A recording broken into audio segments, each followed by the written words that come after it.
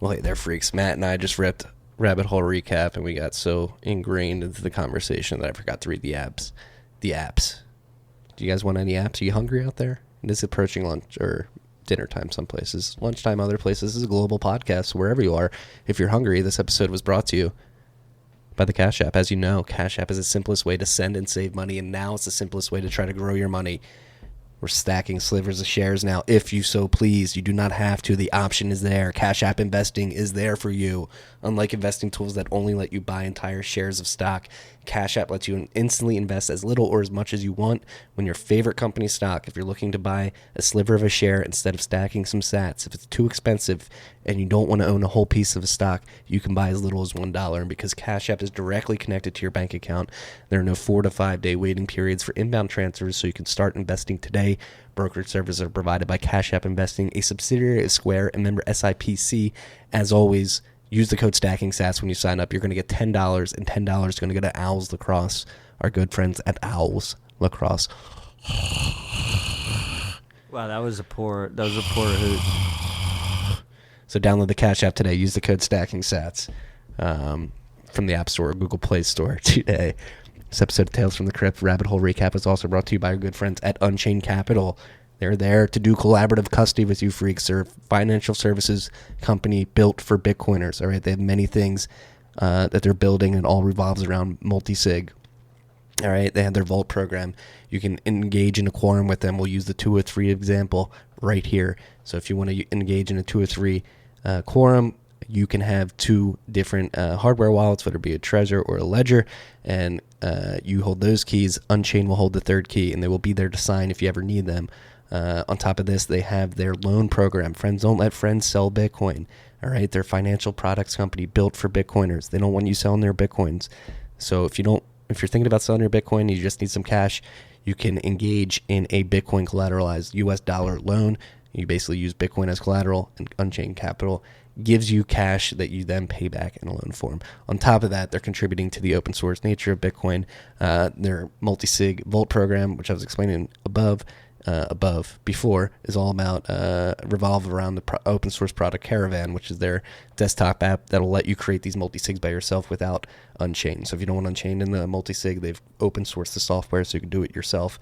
On top of that, they're working on other projects like Hermit and Slip 39, and they've got good content as well. They've got Gradually Then Suddenly, Parker Lewis's great, incredible, Red Pill blog. I just got the pills mixed up. Is that what he's calling it, Red Pill? No. I'm saying it's a great red pill. I almost said blue pill. It's every single blog post that he puts out is great. Yeah. So good. When I say, when Parker speaks, I mark it by. Yes. Go to unchained-capital.com. Check out everything they got going on. Unchained-capital.com. I think you guys are going to like this rip. We went for like an hour and 10. So we'll show up as an hour and 14 about on your podcasting app. So don't get confused. Well, because of the ad read. Yeah, in the beginning. Ad read. Done. What is up, freaks? Welcome back to Tales from the Crypt. It's your boy Marty Bent here, sitting with Matt Odell for the first Rabbit Hole recap of 2020. Fuck yes. It's also like the first time not the first time. We haven't been in the same room for a couple episodes, so it's good to be back. Yeah, it's good to have you face to face here. It's going to be a good one. Not a lot of news, but maybe we'll get a little retrospective here. It's 2020, year of clarity. Year of clarity. Well, that's not going to age well as a comment. I don't know if this will be the year of clarity. No, neither do I. But I do get the pun. It is a good pun. It is a good pun. Thinking of that, it's the year of clarity. It's 2020. The Bitcoin price right now, I believe it took a little dump. It's $6,954.87, where it blocked 610,978. Getting closer to the halving, 610,978. We are 19,022 blocks away from the halving. The halving 630, right? Yes. 29,000. 29,000. Yeah. But it's 630. 630,000 is the halving. Yeah, it's 19,000, excuse me. What's the current block height? 610,978. Yeah, it's 19,000. 19,022 blocks. There we go. Well, now I'm glad we got that all settled. Yes. The halving is approaching. But that doesn't matter because it's already priced in, right, Marty? I believe it is. It's priced in We all know that. So just, yeah, this is the price. I don't know. This debate's exhausting. It's a stupid debate. Bitcoiners aren't priced in. They aren't. You tweeted that out at one point. I think people attempt to price this shit in. They're just bad at pricing things in. That's why Ripple is worth what it's worth, you know? Yeah. Like, Ripple's price should be 0 if everyone priced in everything. Yeah. Who knows? I don't know. It has a price. It's getting priced in every block. I'm not a big believer in the efficient market hypothesis either. I don't think everybody can know everything at once. I don't know if the market's as efficient as people think. Who knows? Well, the EMH doesn't dictate that everyone knows. Yes. It's just like that a threshold of the monetary capital. It represents knows enough to price it in. Yes. That's exactly. But people are idiots, so I disagree. Yeah, you know it's not priced in, like the people that don't know who are on the sidelines who have capital to bring in, right? Like that's why it's not priced in. Yeah, I think what people miss is that like a lot of Bitcoin holders are just humble sat stackers, and you know we can't properly price in the halving because we're only putting in a responsible amount every week, and you know that amount, you know, will probably go up over time, but it'll either change or, you know, not go down. So, I guess unless you lose your job or something like that, which would suck. But yeah, so if people are just putting in a certain amount of money every week and they're taking self-custody and then the supply decreases, then their impact on the available supply goes up after the halving. It's not like they're just going to drop in all the money they can possibly get their hands on like right now just because they think the price will go up after. Yeah, there's been people who've been buying like $100 a paycheck since 2014. Exactly. I think that's what a lot of people miss. And I think especially with Bitcoin, it's like very much still like a retail driven market. Yeah. And think about the retail minds again that aren't educated, and when they do become educated, become sat stackers and start buying $100 a paycheck too. That's money on the sidelines that is not priced in. Yeah, you have adoption, future adoption, not priced in. Yeah. We'll see. Well, it dictates that this gets adopted more. Will it get adopted more? Let's talk about the first 11 years. Bullish on adoption. Oh shit, it's the second. We're a day away from Bitcoin's 11th birthday. Yes, we are. Fuck, I didn't even realize that before we hit record. Yeah, a year ago plus a day, we were absolutely wrecked, having a fantastic podcast for its 10th birthday. Yeah. We're actually trying to make that happen again with the iterative guys. We got to find a spot to do a we live should podcast. Definitely. That was a lot of fun. Leo, if you're listening, I'm working on that. Yeah, shit. What does this next decade have entail? Has Bitcoin made the strides it needs to make in its first decade? +1. Dude, I don't even like making 1-year predictions. Fucking 10-year predictions can go fuck themselves. Yeah, no, I tried to stay out of the prediction in retrospect game too much. I did one piece last week, and it was because somebody, Grubles, I believe, surfaced a video that just made me very nostalgic. A video of somebody in February 2011, right before Satoshi left, showing people how they could use Bitcoin to buy Domino's gift cards and buy pizza. And pizza with air quotes. Yeah. Domino's isn't pizza. Yeah. Debatable. Not priced in. Not priced in. Whatever.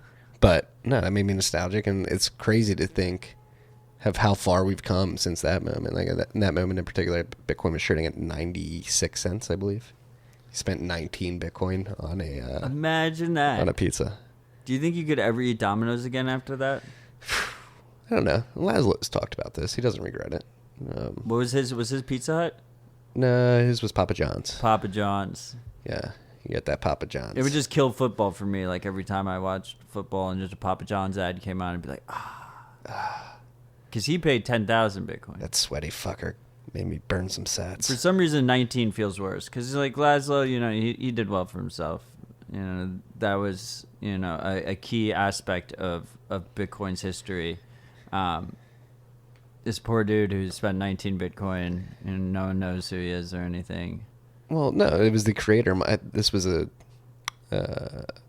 prototype that he was showing, and that's the other crazy thing. So it was a prototype in February 24th, 2011, I believe the date that it was recorded and posted. the service was called Coin Card, and they did two things. They let you use Bitcoin to buy gift cards, and then for like 2 months, I looked up the wiki page. They were allowing people to sell their mined Bitcoin and cash out via PayPal. So it was like one of the first exchanges as well. Like PayPal shut them down like 2 months. Okay, so that guy probably did pretty well for himself too. Yeah, exactly. Coin Card. I don't know if they're still around. There is a Coin Card around. I'm not sure if it's the same service. I mean, it's a pretty obvious name, right? Yeah. Yeah, very obvious name. Maybe you got the trademark for it. That could be valuable. Yeah, so maybe Fuck that IP, but squatter's gonna squat. maybe that 19 Bitcoin for the prototype demo wasn't such a bad investment. Get people, pique their interest, get them in. So what was your prediction on that? I didn't have a prediction. You I was just just saying, I did, like, did a like walk a down little memory. retrospective. It was like, it's crazy that how far we've gotten from this video to like the fact that we can do the dime bag, and I can just point a QR code and pay instantly, like on a second layer. It's pretty crazy. I mean, that's what's crazy to me is, people get impatient with Bitcoin, but this shit moves really fucking fast. I just watch it. Just the progress we made in the last year is crazy.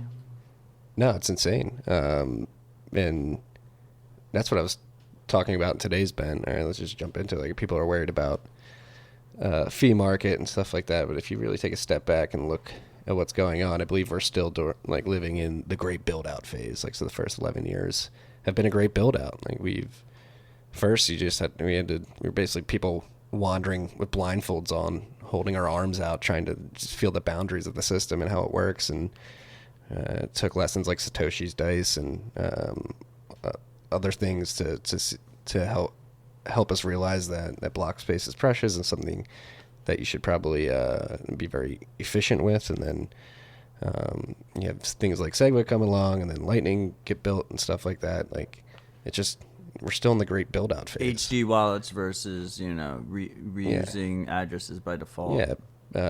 PSBT being a standard now, like, is going to enable a bunch of other stuff. I'm never going to pronounce that wrong again. We'll get to that later in the podcast. Why? Partially signed Bitcoin transaction. But yeah, it's just like people like are always screaming about mass adoption. Like, Bitcoin isn't ready. It's like, no shit, it's not ready. Like, we're still building this out.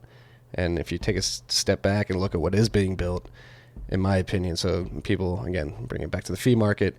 People are worried that Bitcoin is going to be able to sustain itself after the block subsidy, which is the reward program into the protocol that is, part of the reward that's programmed is a protocol that's giving to miners. They get the subsidy plus the fees. Right now, the subsidy is 12.5 Bitcoin, as we alluded to in my bad math segment a few minutes ago. We're getting closer to the next halving, which will reduce that to 6.25 Bitcoin plus the fee. And so, like, I'm just thinking of this particular subject as one in like recent days and trying to think of analogy. And I think one analogy that I like to use and have been using more recently is the block subsidy right now is like a booster rocket, and it's basically helping us bootstrap a network effect and getting us to a certain point. And the crazy thing about this booster rocket is that we're building the space shuttle that it will eventually send into escape velocity out into the wonders of space. But we sort of have this fuel as we're building this system, and yeah, the onus is on us to actually build the system and make it useful so people actually value the token Bitcoin, and I think that's happening. They were bootstrapping this motherfucker. Yeah. I love that analogy, except for the space shuttle. It should be sending up a citadel, a space I don't know, citadel, some kind of capsule or something, because the space shuttle was a failed program. a They couple. got rid of it. No, there have been space shuttle failures in the past. Right, but they got rid of it. It was like the whole idea was that you have this reusable plane-like shuttle that could land again, and now they're doing like what SpaceX is doing, where it like the rocket lands back. Yes, yes, like Space Shuttle had like a ton of cost overruns, like horrible budget.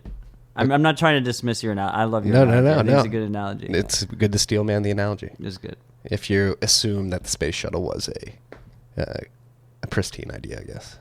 No, yeah. I mean, I think it's pretty amazing, all the progress that has been made so far. And I think like if you're watching, it's extremely difficult to not be super excited about Bitcoin. Yeah. And we clearly are, you know. We've devoted a significant chunk of our lives to this shit, so. We have, and apparently there are others doing that as well. We got a shout out. Had 2 shout outs today. We can't read the first one. The first one was a shameless ad.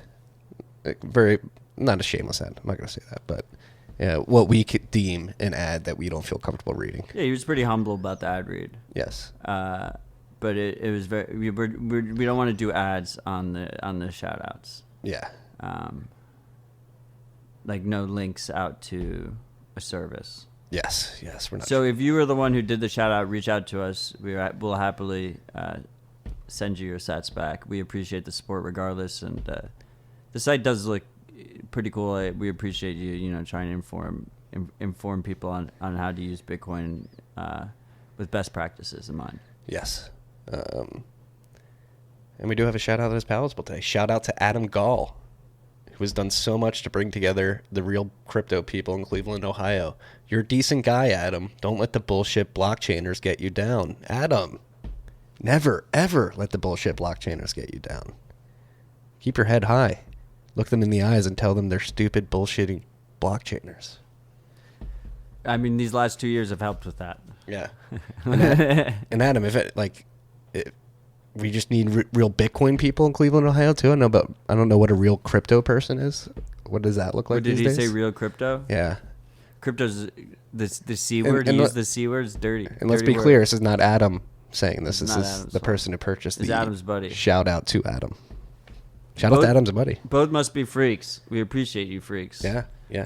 Cleveland had Bitcoin Boulevard. They were way ahead of the game. What was Bitcoin Boulevard? It was a bunch of shops in 2014, I think, or 2015 that started accepting Bitcoin.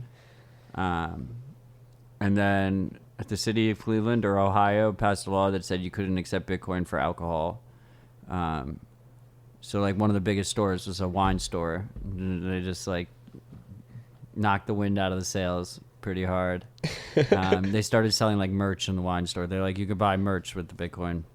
But there was a bunch of stores. I don't know. I thought it was cool. I think a lot of them were using BitPay, which is what I've said a lot, is that I think one of the biggest things that has happened this year has been the rise of BTC Pay, and I think one of the biggest things that will happen over this next year is the continued rise of BTC Pay. For the first time, merchants are able to easily accept Bitcoin without a third party. They have that full stack there. So I think that's going to be a game changer. And I think that while 2014, 2015 were the years where everyone was trying to push this merchant adoption narrative, what they were really pushing was these fiat conversion, centralized payment processors like BitPay, which really doesn't do anything to help the circular Bitcoin economy. I mean, it kind of does if you only earn Bitcoin and you need a place to spend it. But you're really just selling Bitcoin through an abstraction. With proper BTC Pay integration, merchants will be able to try and get KYC-free Bitcoin, basically stack sats as privately as they can by accepting Bitcoin through BTC Pay without a third party. And I think they'll offer discounts for that purpose. And I know myself as a Bitcoiner, I'd be way more likely to spend my Bitcoin if I thought the merchant was ideologically motivated as well and had an intention. They were stacking sats. They were like trying to hodl their Bitcoin. Like if I see a BTC Pay server, that's basically them alluding to that to me, right? No, I agree. And it goes back to what I was mentioning earlier with the rocket boosters, or the booster rockets, excuse me. Like merchant and not even the booster rockets. It has having to do with like the great build out. Like merchant adoption the first time around wasn't a good meme, again, because you had to use centralized services like BitPay, and there wasn't good decentralized invoicing software, not decentralized, open sourced invoicing software like BTC Pay. Like now it is more possible. Like the utility is there with the open source tools, and hopefully it drives value for people. I know that for us, it has driven value. Like I actually get a lot of peace of mind knowing that our invoices are going straight to something I control. I mean, Yeah, we don't have to trust Patreon or something. Yes, it comes with peace of mind, and also, to be honest, comes with stress. You do have to take care of that and have procedures and practices and personal responsibility. Yeah, but the world needs more of it. It does feel powerful. It does feel very empowering knowing that. I mean, to add to your analogy, maybe, merchant adoption is more like something like a space station or something. Like, you got to get to space before you start fucking around with space stations. There's no reason for the space station if you didn't get up there yet. Yeah, well, you have to have the ability to, again, use the tool in the way that you want to, too. Like, we found with Satoshi Dice and the manias that happen as the price goes up, that the blockchain gets cluttered. It gets pretty busy, and then therefore it gets more expensive. So when that happens, it's not really useful as a medium of exchange. Like, we need these layers to provide that utility at all times. Yeah, I mean, I think we're going to be talking about fees not rising for a bit, and then all of a sudden fees are going to explode. Yeah. So just be prepared. Well, that's the other thing I mentioned too. Like, it is crazy. Well, like, fees. So fees last month, December 2019, fees as a percentage of the block subsidy, the block reward, the block subsidy plus the fees were 1.1% of the whole reward.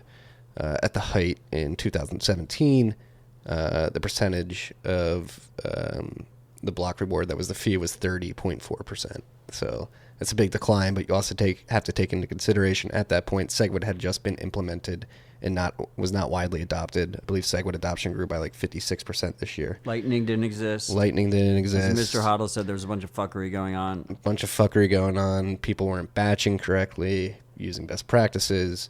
So since December 2017, in that 2-year period, we've had all these efficiency gains and then as well as that, like, let's be honest, there probably aren't as many people using it as there was in December 2017. But there's not as many people spending Bitcoin. Yes. Hodling is using. Yes, exactly. There's not as many retail investors like moving coins around and trading. Right. And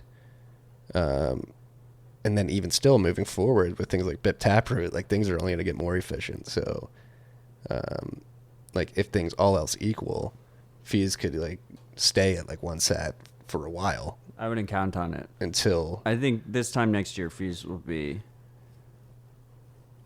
significantly higher. Yeah, well, again, I said all else equal. If all else were not equal and more demand came, they would rise. But like, all else being equal, like, we are making it so fees fall. There's like a little bit of like a vicious cycle, right? The other thing is the wallets have gotten better at estimating fees. Yes. Because they were overestimating.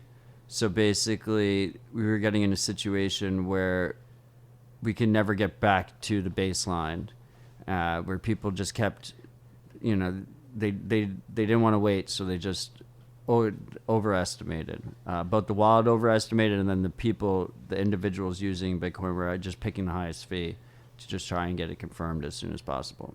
Yeah. But I think Lightning is going to be a huge one because, I mean, if I'm going to send Bitcoin, I much prefer to use Lightning. Anyway, I think the UX is better, and that UX is brand new. It's getting iterated and improved every day. I already think the UX is better. So if you're locked in on some low-fee channels, that's gonna be a major difference. But I mean, look, right now we're sitting at 1 sat per byte, pretty much on the reg. Fees literally can't go lower than that. So I think it's a pretty safe prediction to say that they're going to go up from here. No, I agree. Again, Jevons paradox comes into play. Like, the utility of Lightning Network, a lot of people like to shit on it, but it's there. And I tweeted this out a few days ago, like, from experience. Like, I'm a Bitcoiner. Obviously, I'm biased. I don't want to say a small blocker, but I think we should withhold, or we should prevent ourselves from raising the block size at all costs and try all other options until all other options are exhausted. That's when maybe you would raise the block size. So I think Lightning is I'm bullish on Lightning just from a philosophical perspective. I think that's the way to go. With that all being said, from a user perspective, I have not had a problem like sending or receiving a Lightning transaction since we set up our BTC Pay our node with running BTC Pay server hooked up via Zap.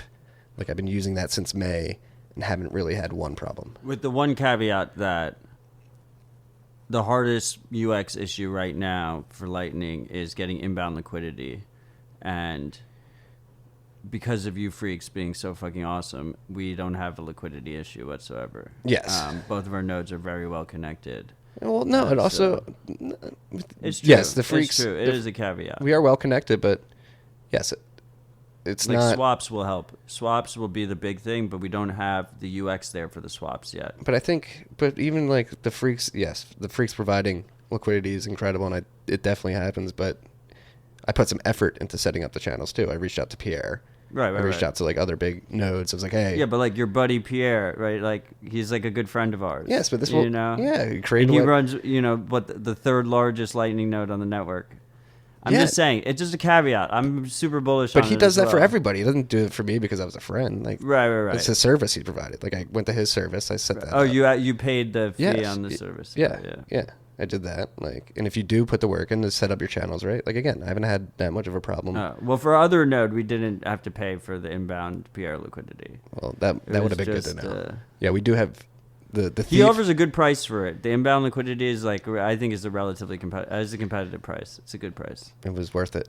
It was worth it to get liquidity. And again, haven't had problems. The biggest problem we had was today and yesterday. We had to like figure out our certification because of the new year. Personal responsibility. Yeah. No, but I think, like, look, going forward, the UX there is going to be swaps. That's the whole idea, right? You open a channel, and then, after you open the channel, you swap out to yourself, and then you have inbound liquidity. You don't have to worry about, paying someone for inbound liquidity. I think that's going to be a huge UX, boost.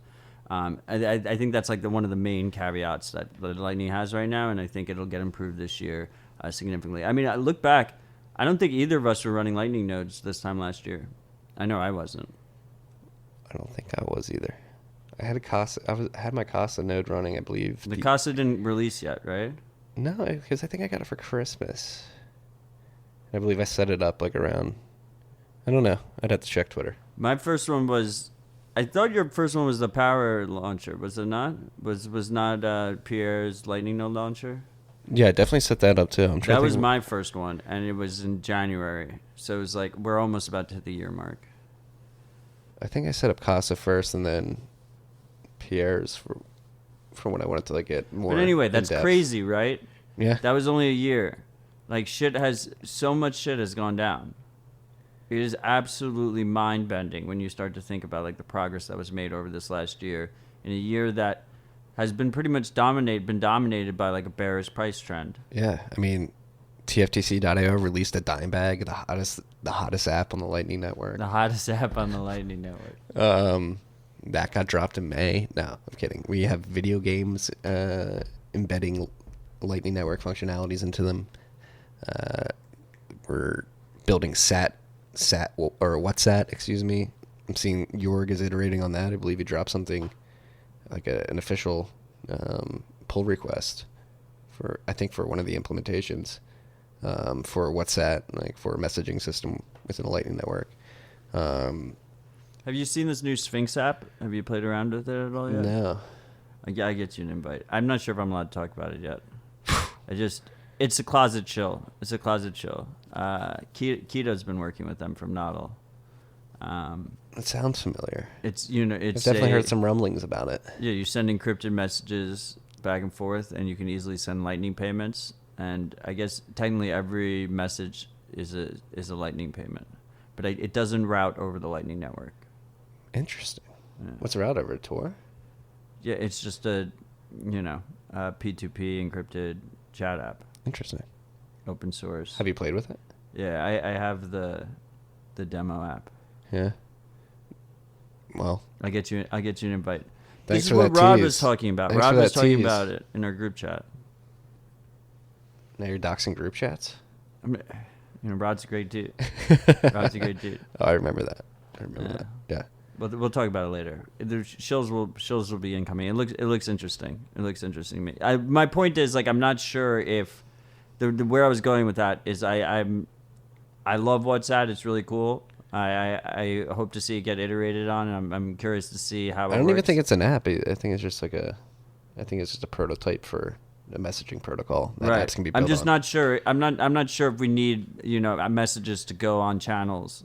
to actually send. Like if I had like a nice open source encrypted chat app that also let me seamlessly send Lightning payments between users, like each user's phone app was also a Lightning node, but a light client Lightning node.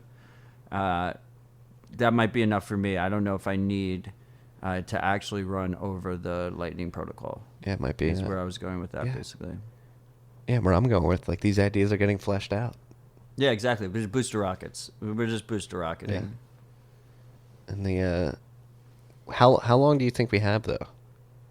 This conversation is just revolving around the fee subsidy. We haven't even done an ad read yet. I'm just going to record them and throw them in the beginning. We're going to throw them in the beginning? Yeah. We're not going to just, like, semi-mid-roll them? No. I appreciate that. At this point, no. I think the freaks appreciate that. Yeah.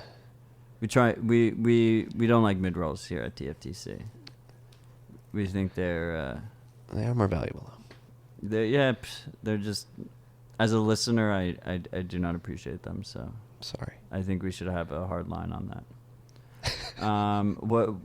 I don't even know where we were now. That was our Thursday business meeting. Oh, I want to do it. Yeah, I want to do a shout out to Matt Case because we're finally drinking the bourbon he sent us. Well, Matt is, Marty isn't, but he will drink it at a future date. So thank you, Matt. I am abstaining. We appreciate you. I'm gonna go get a haircut later this afternoon. I want to be all boozed up. That's fair. I was feeling bullish. Whenever I feel bullish, I always have a glass of whiskey. Why are you feeling bullish? I'm just bullish on Bitcoiners. New year, I don't know.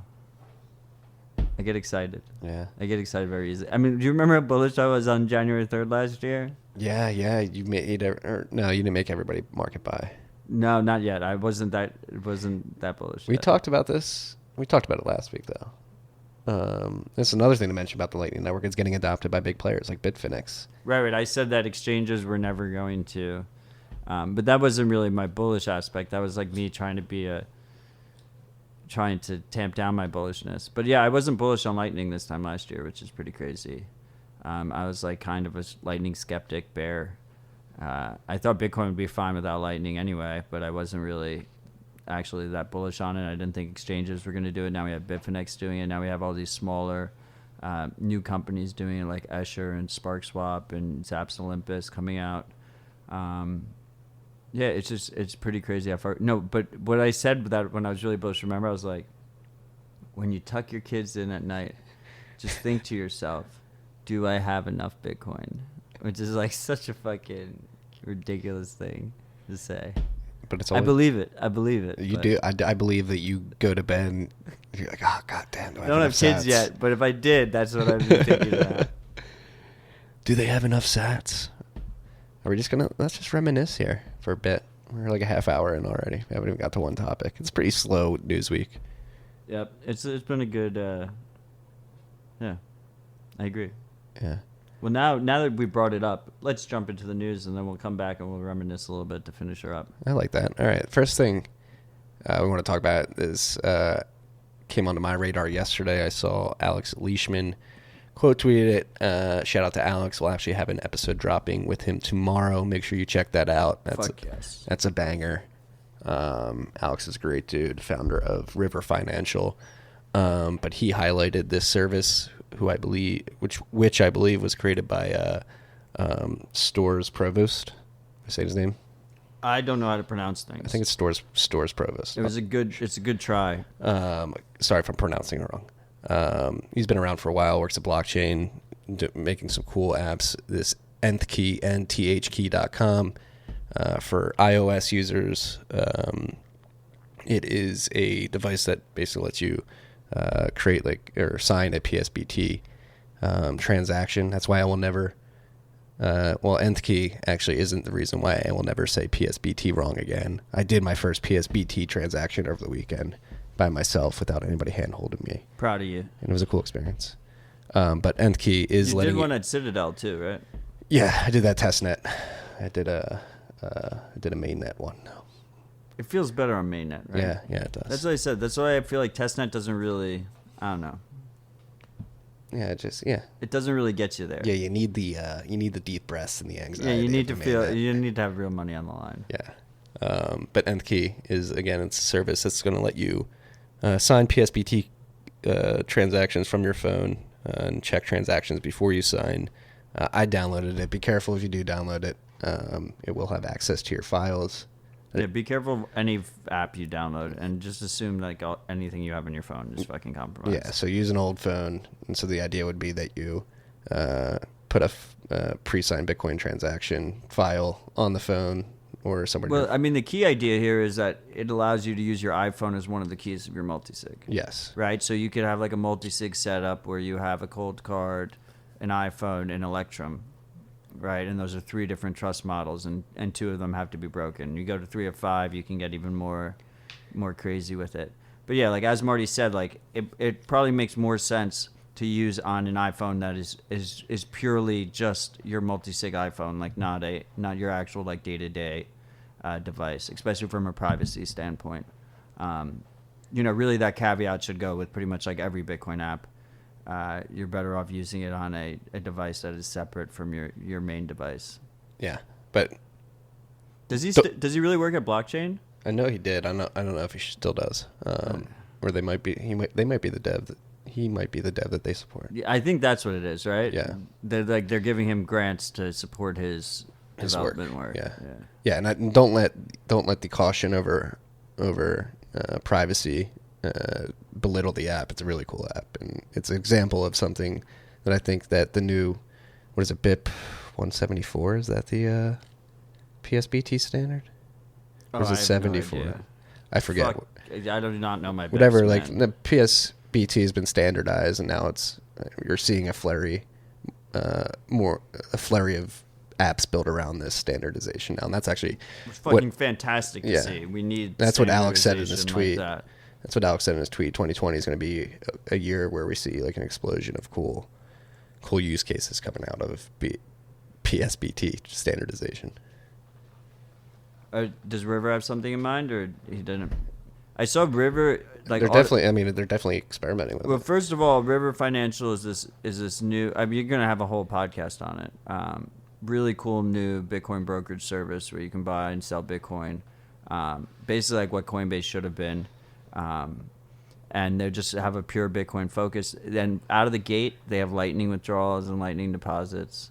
A lot of cool things. A lot of cool features they have over there. So they have recurring buys, which is a big one. Discounted too, if you set up recurring. I buys. like that. I like that as an incentive that they discount your fees if you set up a recurring buy. Yeah. No. I think the team they've amassed is impressive, and I met Alex for the first time in Riga a couple years ago or last year. I still haven't met him. Really enjoyed. I was upset I missed that podcast. I'm excited to listen to it. I thought you were going to join us. That's why I thought you were going to be in town last week. Yeah. Like when we were supposed to do the recap last week. Family's important, man. I set the studio up. Yeah, and I was like, dude, we're recording remote. Like 3 minutes before, I was like, we're recording remote, bro. The other thing about River is that it's available in 49 states, only U.S. 49 states. It's not available in me and Marty's state of New York. We can't use it. Thanks to our favorite Ripple board member, Ben Lawsky, who passed the bit license and then went through the revolving door. And now, after pretending that he was protecting unwitting investors, joined the board of one of the most malicious companies in the space. So cheers to you, Ben Lawsky. This one goes out. Yeah, I hope you're having a happy new year, Ben. Definitely doesn't listen to the podcast. Okay. We might have to discontinue the podcast. Hey, if you don't listen to the podcast, 2020 is not going to be a year of clarity for you, okay? 2020 is going to be a year of clarity for you freaks. If it was up to Ben Lawsky, every podcaster would need to have like a $500,000 bit license and do KYC on their listeners. Right. Fuck you, Ben. All right, on to more pleasant topics. You got your noddle. I saw that you plugged it in. Number 1, baby. Number 1. You got that thing was inked up. You got a lot of autographs on that thing. Yeah, bro. I got all the NIM signatures on it. So, but yeah, that's dope. They all signed it. Both the Samurai team and the Noddle team. I have a lot of respect for both those teams. Great teams. I've been looking forward to this for a fucking minute. Teams. I full disclosure, paid for this completely out of pocket. It is an expensive device. There are ways to obviously have a cheaper node. This is a pre-built node in a box that works out of the box with Samurai. All you have to do is when you open your Samurai wallet, you just scan the QR code and it's connected to your full node. Fantastic UX in that regard. Samurai soon should be releasing their mobile mixing within the app. So mixing will be as simple as just scanning the QR code from your node that's displayed on your node, and then pressing the mix button on your Android device, which is fucking awesome. With that same caveat that we had before, where the ideal situation here, especially if you have a large amount of Bitcoin going through it, is to use a dedicated Android device that only is used for Samurai. Now, why is this node cost so much? I think, are they charging $750 for it? I thought it was $800 off the top of my head. But maybe the early release was $750. That is expensive, especially when you can run something like MyNode. I've heard a lot of good things about MyNode, where you can get an SSD, you get a Raspberry Pi 4, you install MyNode on it, it costs like $200. So what are you paying for it? You're paying for it. The build quality is fucking fantastic. It's got that sexy red case. It's got the LEDs on it. But even cooler, and I hope this becomes the standard for these pre-built nodes, is that it's got, not only does it have SSDs, which I don't know why anyone would use a hard drive anymore with their node, because the performance benefit you get from SSDs is fucking huge. It has redundant SSDs that are encrypted. None of these nodes default to encrypted drives. So if someone gets a hold of your node, they can just bypass your passwords and just pull your keys right off of the device. Now, does that matter for Dojo? Not that much, maybe only for privacy, because you're not actually storing funds on the Dojo. But when it comes to running a Lightning node, if you're running like a routing node, a Lightning routing node, your funds are stored on the device. So you want that device to be encrypted. Now, the encryption is at rest when the power's off. So what happens if someone decides while it's still plugged in to open the case and take your keys? Well, Keto might have thought of that, and the Nodl has a built-in kill switch. So not only are the drives encrypted, not only are they redundant, so they back each other up if something happens. If you have your Lightning node fail, they back each other up. But it has this kill switch, so if someone comes in to wherever you're running your node, takes the node, unplugs it, tries to open the case, or doesn't even unplug it, just opens the case, the whole thing just powers down and is encrypted. And then they need that encryption password to get it. So that's just well thought out, just really good build quality, turnkey. You turn it on, you plug it in, you have your full dashboard where you get to decide what you're running. If you're running BTC Pay, if you're running your Electrum server, if you're running Lightning, you get to choose. Whole thing can run through Tor, which is, is how you should do it, so you're not exposing your IP. Just a really great, seamless product. We're going to have videos. Videos will come out soon. I really want Samurai to release the mobile mixing, because I think, why make the video without the mobile mixing and then just have them a week later just release the mobile mixing? So that's kind of what I'm waiting for, and then the videos will start streaming through, and as usual, you will continue to hear my thoughts and evolution on that process. You have a really compelling case. It's fucking cool, that man. case. It's fucking cool. I think all of these nodes in the box, they should definitely at least be encrypted. Like, even if you don't put the kill switch there, they should be encrypted at rest. And yeah, Keto Miner's paranoid, so you could be less paranoid. He does the paranoia for you, and you pay him for that privilege, and it's I appreciate it. Yeah, it's shout out to that team. To the teams, excuse me, plural. To the teams. The Nodl and Samurai teams, putting the teams on their back. I also, on like a completely separate note, discovered that the Samurai Whirlpool fees are way less than I thought they were to begin with.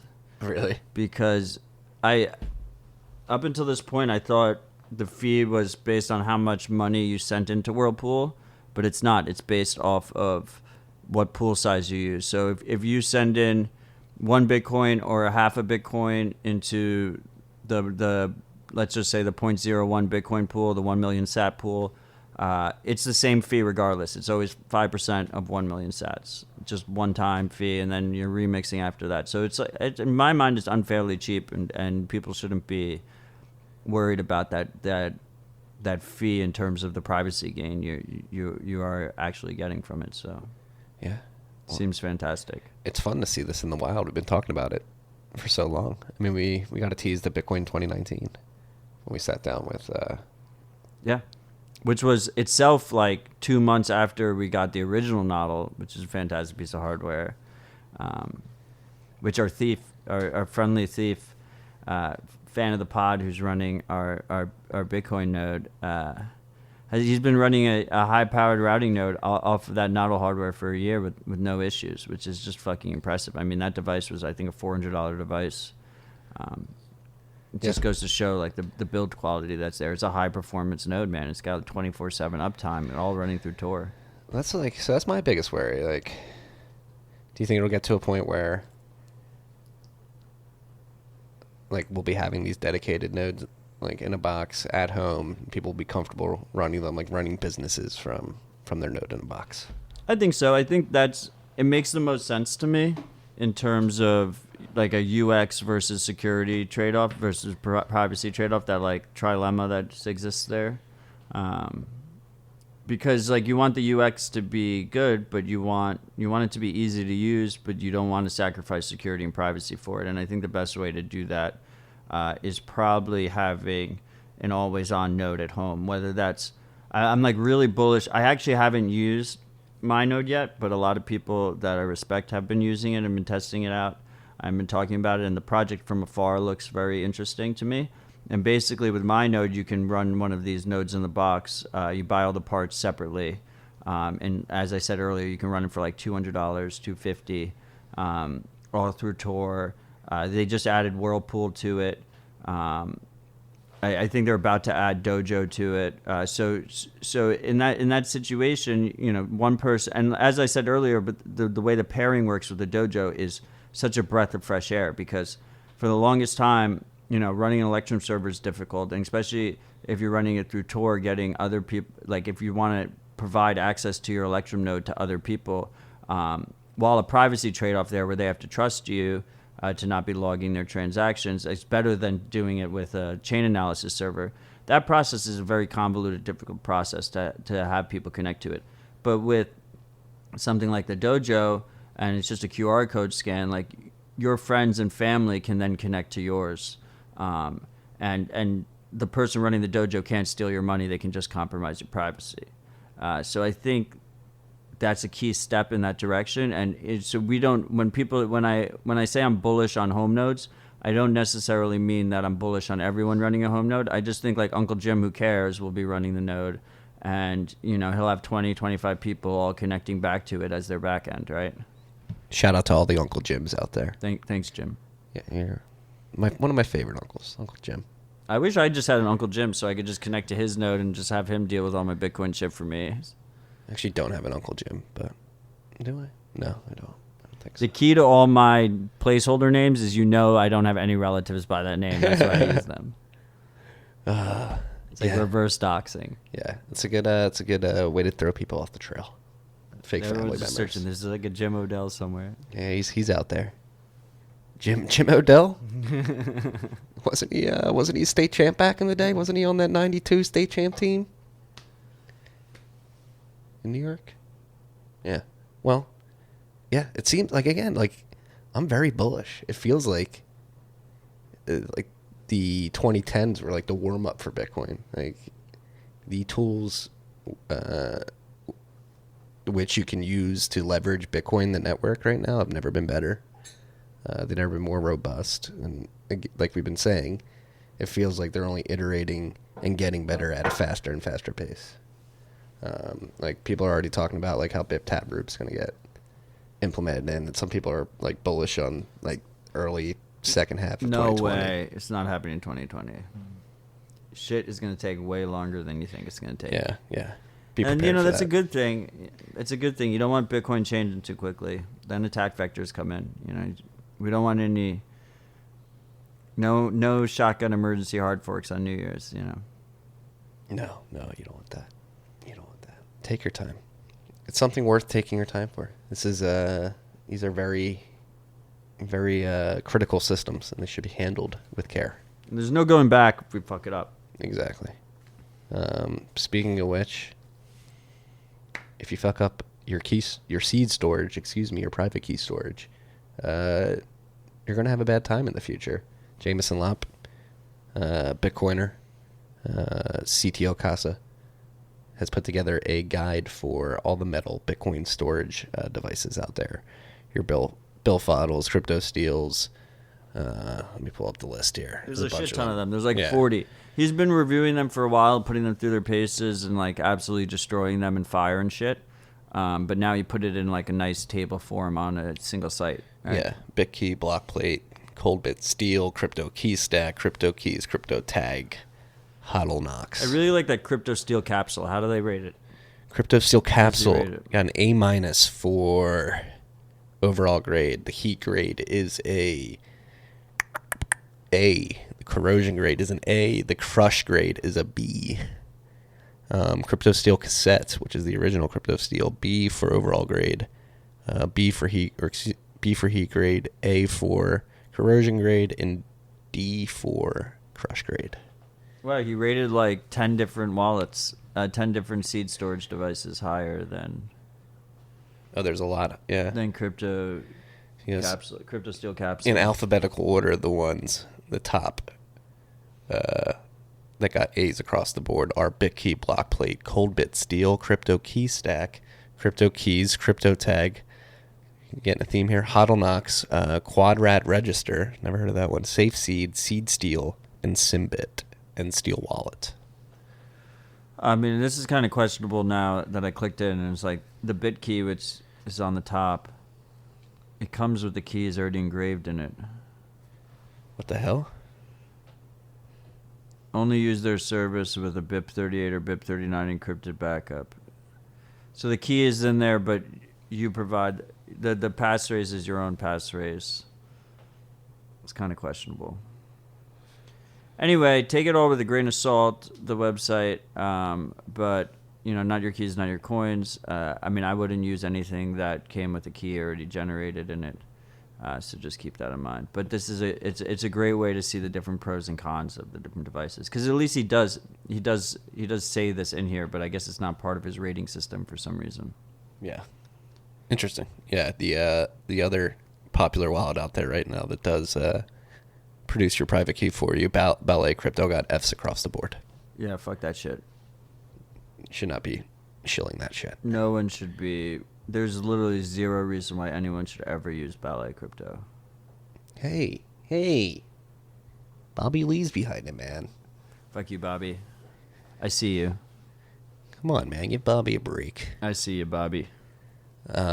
Introducing a framework for privacy in e-commerce via Bitcoin is an article on Hacker Noon written by our good friend Josh Humphreys, host of the Bottom Shelf Bitcoin podcast. And he just gave basically did a great job at this one. Yeah, good shill for how merchants can get Bitcoin anonymously. I mean, look, no, I mean it's not even anonymously. He's not even saying that. He's saying, we've seen so many content creators and business owners basically become victim of this cancel culture where they get removed from their payment processor and they just can't accept donations or payments. So he does go into privacy a bit, which I appreciated. But that's not even the sell, right? The sell isn't even privacy. The sell is accepting payments in the first place, just even being able to get paid. And I think it's very much low-hanging fruit. So to see him, it's a perfect use case to these people that literally they got kicked off of Patreon, they get kicked out of PayPal, they get kicked out of all these different centralized processors. Maybe they get banned from Twitter. Bitcoin is there as an option, and he put this in Hacker Noon, which is going to be right in their faces. I think it's a good read. It's so fun. Yeah, shout out to Josh for writing that. But it's so funny watching all these people get deplatformed and be like, oh, I can't get money. And being like, come on, dude, Bitcoin's right here. The funniest is when they're also no-coiners and they hate Bitcoin. Right. So then you're you recommend it to them, and then they just get pissed off at you. Yeah. Say, okay, dude, suit yourself. Yeah. Meanwhile, we're running our BTC Pay server, just accepting censorship-resistant transactions every day. And that shout out we gave that we did read arrived literally 30 minutes before you showed up. Yeah, and you don't even know who sent it, which is crazy. No, some dude who has a friend named Adam. Yeah, we know Adam. Yeah.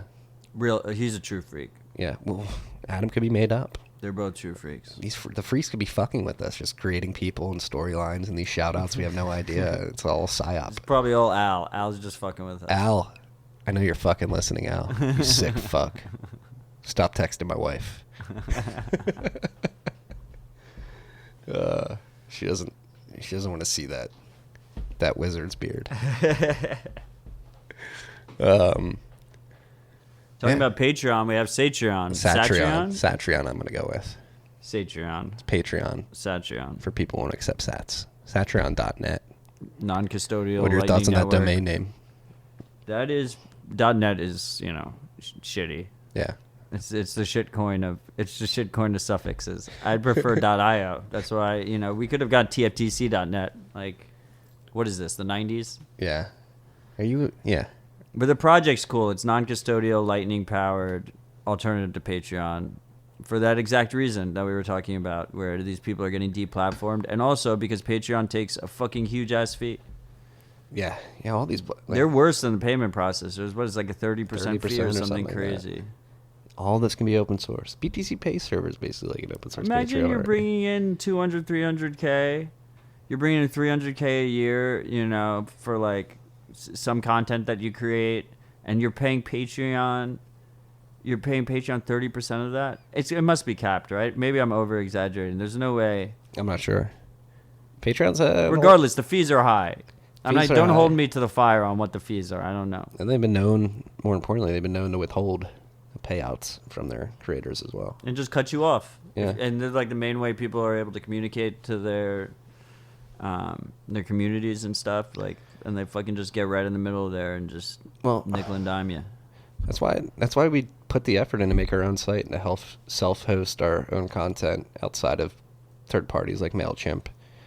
Podcasting is more YouTube. We also didn't talk about YouTube last week. Oh, we didn't. We did. We'll get to the that. war on crypto. It fits in here perfectly. Yeah. No, but just to stay on the topic of self-hosting, and YouTube will combat that, or YouTube will show the opposite of this. Like Pierre tweeted about this. Like, it's important to self-host your own content. That's why we have tftc.io. Like, I would not want to put all of our stuff on Medium. I'm not saying we're going to get censored, but just in case, prepare for the worst. And we used ghost.org, that's CMS, and that CMS is good because they actually incentivize you to self-host. Yes, you can pay them to host for you. That's how they make money, actually. But it's open source CMS that you can host on your own servers. But do we host with them? We host with them right now, but we're going to move when we're in the black enough. We'll move to our own servers. And we're just a humble podcast. Yeah, there's two of us. Humble brand. Running our own server. It's 12%. It's Patreon is 5, 8, or 12%. I guess it scales down as you make more money, is my guess. Yeah. But that's what the Wikipedia says. Yeah, but still, they can. It's less than 30. But they can deplatform you. Fucking massive, and they can raise your fees at any point, and you're held hostage. You kind of have to do it. Yeah. But the reason I thought about was because, that's like my response about YouTube. Is like if you build everything on YouTube and you just expect, absolutely, like tell YouTube to go fuck themselves for censorship, but you have to take some personal responsibility there. Like, why are you so vulnerable that your whole business, your whole livelihood is running through YouTube? Like, you're just asking for issues. They're a centralized company. They have not been great about being transparent about their censorship policies. This is to be expected. Like, I don't want to hear people outraged about TikTok banning your Bitcoin-focused account in 6 months. Like, fuck you. We see this coming. It's going to happen. Take control of your data. Take control of your future and, protect yourself. Yeah. No, and the tools exist to protect yourself today. But staying on YouTube, too. People crying for, like, a decentralized alternative. That's a long shot away. Like, the data storage of these video sites is very intensive and capital intensive. Junseth has actually written a good blog post about this, I believe about a year and a half ago, that if you think you're going to build a decentralized video platform, think again. Like, the amount of data storage that goes into this is ridiculous, and you're not going to be able to run that through a blockchain or anything. And then, so you're going to need centralized competitors to YouTube if you want to fix the YouTube censorship problem. which I think is that. I mean, they definitely have a monopoly. Who else is there? Like Vimeo. Yeah, I mean, I'm not going to say that we're never going to have a distributed version. It's definitely a harder task than people think it is. That's it's not for as sure. easy as just And a lot of this gets solved by just video, particularly, is heavy bandwidth, right? So it's way easier to build a distributed Twitter clone or a distributed picture sharing, photo sharing or something. But video is way bandwidth intensive, and especially when you start talking about privacy and stuff, like, you're not going to be able to run those nodes through Tor or anything like that. So it becomes very difficult. A lot of this gets solved by just proper competition. Just, like Gab is an example of this before they kind of fell off. Like, they just decided that, I don't know, that whole porn thing, like, really freaked me out. But, like, Gab is a perfect example. Is like, they didn't do anything special. I guess now that they're on Mastodon, it's federated servers to interact, so that it is more distributed. But the Gab in its original form was a straight up Twitter clone that was completely centralized. It was just their ethos as a company, the rules that they held themselves to were more free speech oriented. So it provided a competitive outlet, right? So the ideal here is to see more competition come out, have more video platforms. But they got deplatformed at the end of the day by their payment processors, by their DNS provider at the end of the day too. Look, and I mean, like, people can self-host their own videos if they want to self-host their own videos. But the easier way, the less costly way for most people, is to host their videos on multiple platforms that are all centralized. Yeah. So what would be is BitChute attempting to do decentralized? I don't know. I haven't really been paying attention to any of these distributed video alternatives. What about Block TV? Block TV is not distributed at all. It's just a centralized blog that it competes with, like, the Block and shit, but they primarily do video content, and they have their own fucking token. And there's, like, a bunch of Bitcoiners that keep going on that platform. The siren calls. We're looking exposure. at you. We know, you're inadvertently supporting, indirectly supporting their shitcoinery. Yeah, they launched an ICO. It's 2020. Well, they launched in 2019. It's 2019, and they launched a fucking garbage ass ICO, man. Hey, you got to incentivize the content producers, bro. I'm never going to wake up. Shit is trending to zero. It is trending to zero, and you will not see me on Block TV. It is not a coincidence that I have not been in any interviews with Block TV. Yeah. You're going to have the Block TV stands like they never invited you. Practice what you preach. Practice what you preach. You can't give... Yeah. Yeah. That's why I was pumped that I sent a PSBT. Now I can officially say it right. And I've been talking about it a lot, saying it's cool. And I finally did it. It is cool. It is cool when you first send that. It's fucking dope. Yeah. Cold card makes it easy. Cold card and wasabi made it easy. I used your demo. Yeah, and hopefully Trezor should release it soon too, because the Trezor T, no one should be using the Trezor 1. The Trezor T has an SD card slot, so. Boss. What do we got to riff on? And the reason I don't like the Trezor 1, I've said it before, is because to use a Trezor securely, you absolutely need to use a passphrase. And with the Trezor 1, it doesn't have the touch screen, so you can't enter the passphrase on the device.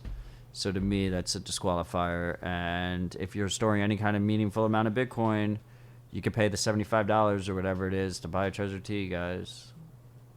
Think about your security. Diversify. Are you excited for 2020? Dude, I'm super excited for 2020. Why is the hindsight 2020 thing a thing? Because people have better vision than 2020. 2020 is like the average vision. No, 2020 is like perfect vision. No, it's not perfect vision. Because my lady has better vision than 2020. She always makes the same stupid dad joke, I've had 2020. She's like, your hindsight's worse than my regular sight. I've heard it so many times. I've never heard that. I've had. Yeah, you can have like 2015 vision and shit. I had just assumed I haven't been to a optometrist. Eye doctor. An optometrist. We don't need your fancy 5-point words. We can just an eye doctor in a minute. I mean, knock on wood here. I've just assumed I've had 20/20 vision. I've never really had eye problems. Do you wear contacts? No, I don't. I don't wear contacts. Yeah. My eyes are good. I'm gonna knock on wood.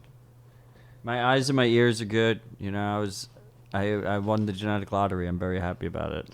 Yeah. Hairline not doing as good. I'm speaking of me. As my vision and sense of smell and hear. But you got to take what you can get. Well, right? your sense of smell. That's one thing they don't test. No one's like, you have below average smell. I think I have a good palate. How would they do that test? I don't even know how they would do that test. We have one more thing on here. The difficulties with creating open verifiable hardware, which is just a really good read or watch. It was part of 363, which was this conference that went on in Germany. I forget exactly where it was, but it's a big hacker conference. A lot of Bitcoiners go to it. It's the 36th year they've had it. There's a lot of really good talks. I mean, you should just go through all the talks. I haven't yet, but I have gone through this talk, and it was a very good talk. And basically, the idea is, here we want open hardware as much as possible. We want to be able to verify that hardware as much as possible. And in the Bitcoin world, we see this a lot because we have these nodes and we have the hardware wallets, right? And there's all these different trade-offs where you're trying to make that happen. And compared to code, even though everyone can't read code, the fact that you can verify that code hasn't changed after someone else read it is a major bonus that you don't see with hardware. And people try and get around that by stuff like with the cold card having the transparent case, trying to keep the chips as simple as possible so you can look at the picture on the website and compare and contrast. But it will always be more difficult than open verifiable software.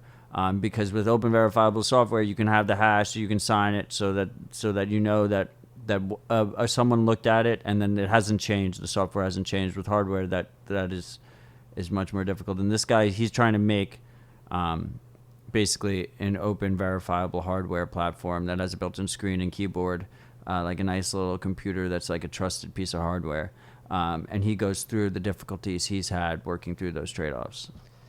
Yeah, it's crazy the amount of trade-offs he has to take into consideration, specifically with hardware, but software too as well. Like software is always buggy, it's always leaky. These are ongoing projects. That's actually what I said in the bend today. The reason we need these booster rockets is because we need them during the beta phase. If you didn't know, Bitcoin is still technically in the beta phase. It's version 0.19.0.1 that first zero dictates that we're still in beta. So it is an ongoing project. Software and then the hardware that it runs on is something that we're still figuring out as humans. We're really, if we're thinking long term here, we're really lowering our time preference and thinking into the future. We are in the very, very first half of the first inning of this digital revolution, and we're still trying to figure out how to interact with this stuff. Yeah, absolutely. It's a slow and steady process. I mean, this is also why multisig is so important, right? Because you can have hardware wallets that are close to being open and verifiable, like as close as you can get. And then you mix and match them so that multiple of them need to be compromised to get your keys. I think that's a major step up improvement there. And I really hope 2020, it really seems like 2020 is gearing up to be like, it's going to be like the year of good user-friendly multisig that you can use with your own full node, completely sovereign, right? Yeah. No, and I think that would be great to see. That's a huge wish list item. It seems like the projects are there, they're working, they're being iterated on, they're being fleshed out. And it seems like we're close. I'm really excited about it. Yeah, and we won't make any decade-long predictions. We'll just be here week in, week out to keep you guys up. Well, I think in the decade, the number will go up. Yeah, the numbers will go up. Hash rate. All the numbers are going to go up. Yeah. Yeah, but we'll be here. Rabbit Hole Recap will be here to keep you up to date on what's going on, what we think about what's going on, what we think is important to focus on and what's going on. That was the first rip of 2020, year of clarity. The year of clarity is going to age so poorly. It's not. There's going to be more confusion than ever this year. It's going to be opposite of year of clarity. Is this Matt's no exchange will ever use Lightning Network prediction from exchange. last year. Dude, I'd I be think it so might be. happy. That's the best prediction to ever get wrong, you know?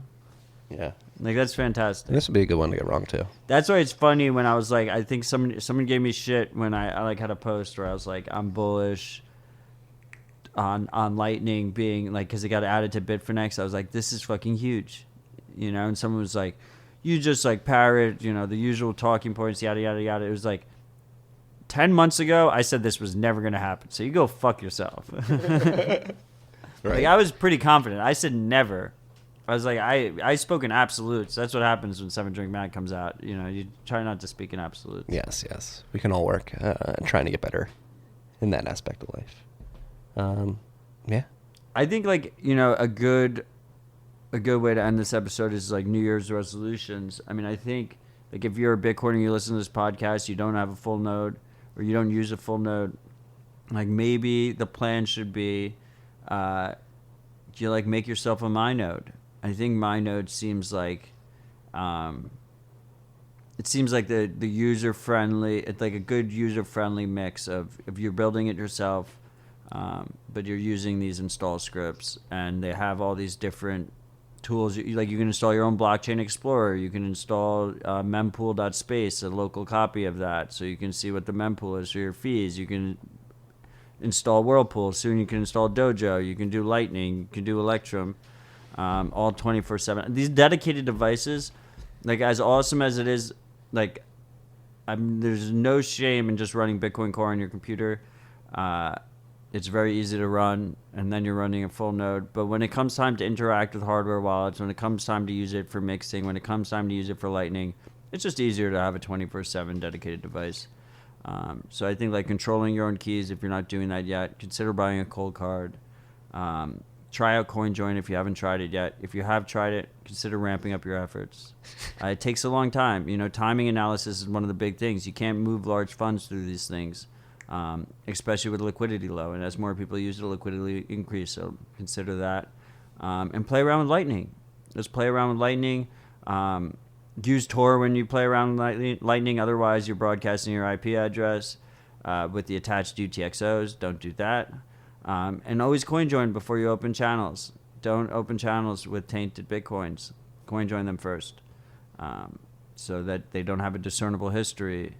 Or they will still if you fuck it up, but at least they'll have less of a discernible history. Yes. It's important not to make privacy guarantees that we cannot keep.